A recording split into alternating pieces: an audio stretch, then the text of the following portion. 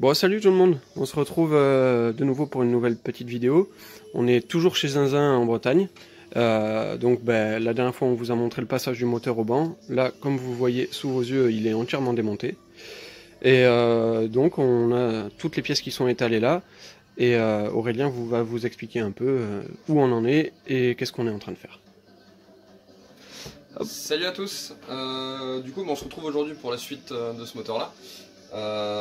Ça a pris un peu plus de temps que prévu par rapport à la première vidéo qu'on vous a fait en début de semaine, tout simplement parce qu'en fait en démontant le moteur on a eu la petite surprise, alors pas forcément très mauvaise mais moi ça m'embêtait un peu. En fait on est tombé sur des carters qui avaient été fortement ouverts. Donc je vais vous montrer un ancien carter qui est là. Donc qu'est-ce que j'appelle fortement ouvert? Tu filmes bien le carter? Ouais.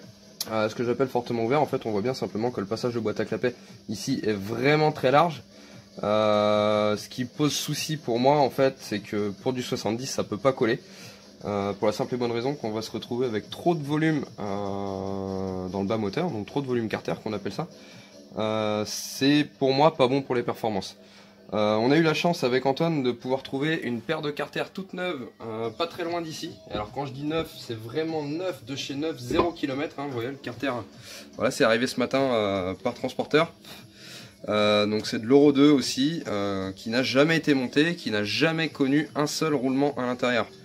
Donc chose qui est plutôt intéressante pour repartir sur une base qui pour le coup on peut pas faire plus saine que ça. Donc là vous voyez j'ai déjà commencé.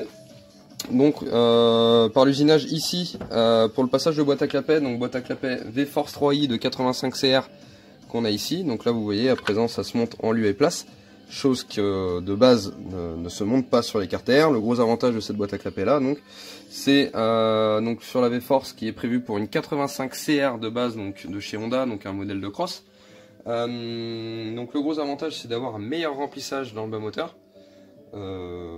Voilà, il n'y a pas d'autre avantage. Et le second avantage qu'on a par rapport à ça, c'est que ça se monte, mis à part l'usinage qu'on est obligé de faire ici dans les carters, c'est que l'anthrax de fixation, donc ce qu'on appelle l'anthrax, hein, c'est vraiment l'axe qu'il y a entre chaque vis de fixation, est le même que sur Derby. Donc un premier carter qui est ici déjà usiné, que je viens de faire à l'instant. Et donc on va passer sur le deuxième directement sur la fraiseuse qu'on va terminer pour vous montrer un petit peu comment ça se passe. Allez, c'est parti. Allez, go.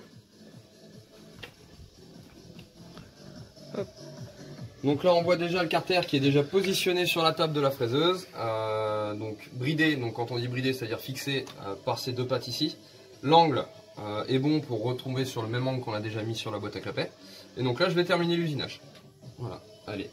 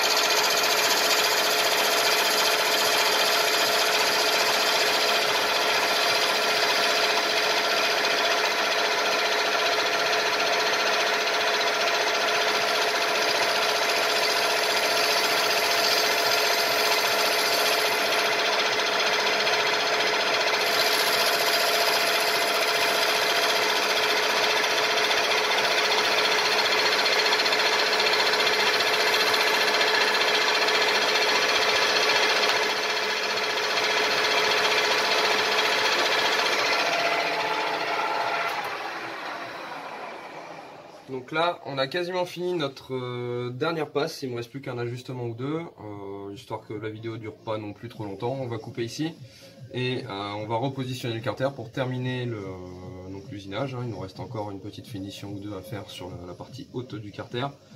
Je termine ça et on se reprend après pour vous montrer un petit peu l'état des deux carters terminés. Du coup, on se retrouve pour continuer donc l'usinage sur ces fameux carters. Dernière étape qui pour moi est très importante, pour certains ça ne servira à rien. En fait, on vient usiner cette partie du carter, donc c'est la partie qui de base normalement est censée avoir les numéros moteurs. Bon là en l'occurrence on n'en a pas du tout puisque c'est sur du carter neuf. Donc les carters neufs ne sont jamais vendus avec les numéros moteurs.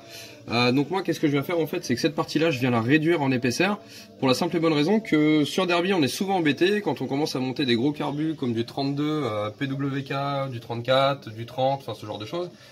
C'est que le carbu tape toujours sur cette partie là et surtout sur le bouchon de remplissage d'huile. C'est une chose qu'on peut régler très facilement là en même temps qu'on fait l'usinage de boîte à clapet, donc autant le faire en même temps, comme ça le carbu ne tape plus dessus et en plus on limite les vibrations qui passent du moteur dans le carbu. Donc voilà, donc allez on continue là-dessus, c'est parti.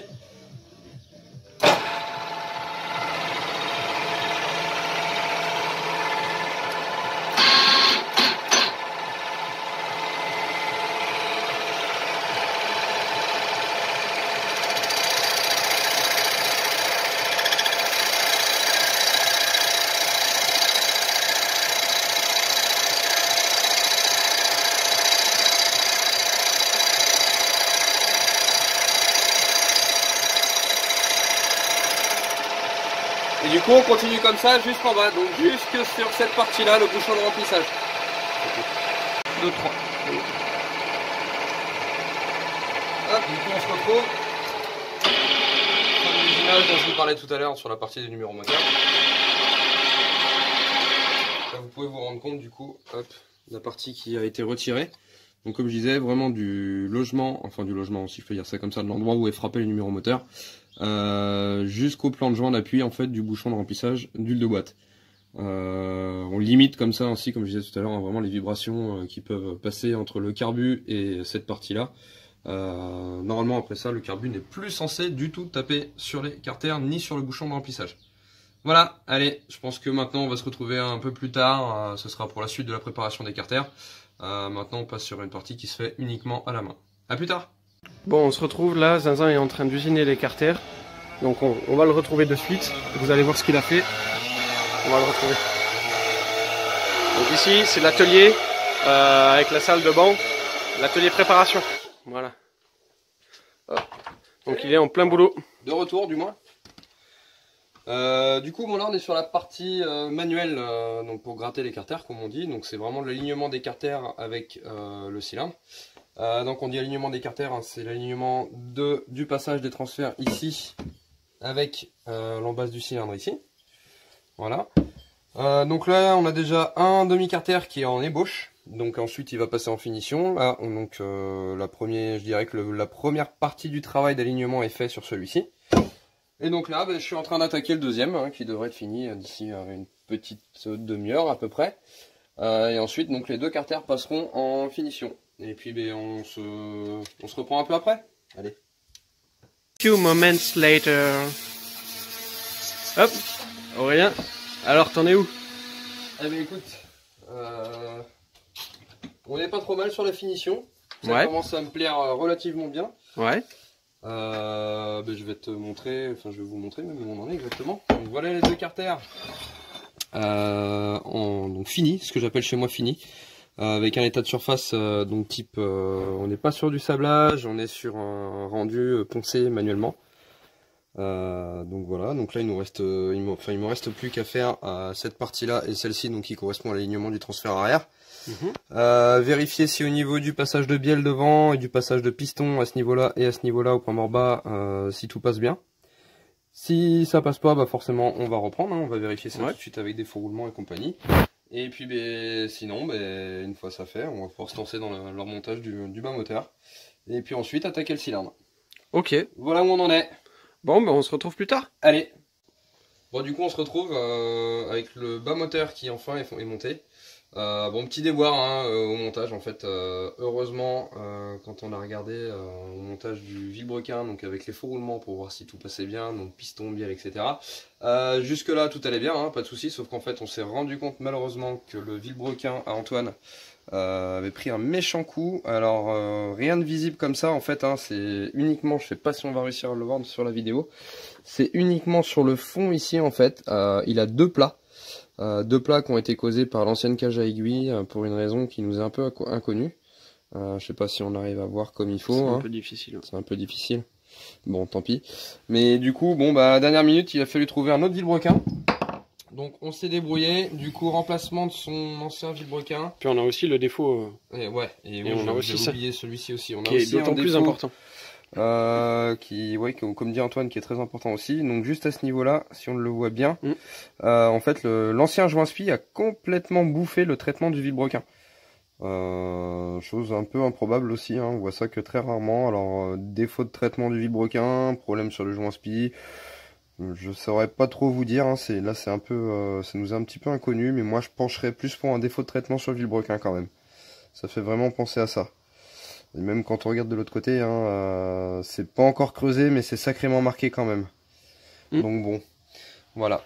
Voilà. Du coup, bon, ben là, donc comme je disais dans un premier temps, on est sur le bas moteur, donc enfin qui est monté. On se rend compte hein, de la prépa qui est terminée, etc.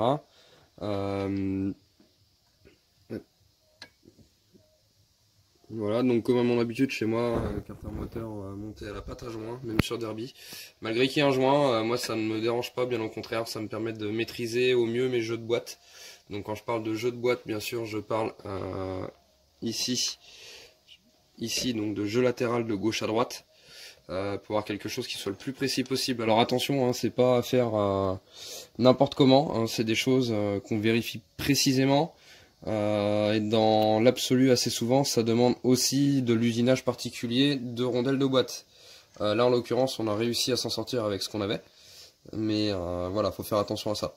Donc là, prochaine étape maintenant, on se retrouvera demain. Donc le disque gradué est déjà dessus, prêt à prendre les diagrammes, les codes du cylindre. Il n'y a plus que les goujons à lui mettre, on a le cylindre qui est là aussi.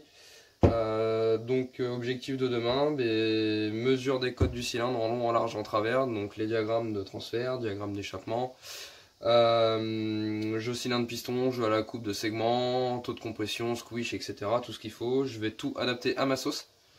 Et puis ensuite ce sera go sur le banc pour voir le résultat du travail par rapport à ce qu'on avait à la base. Voilà, allez, je vous dis bon week-end pour moi.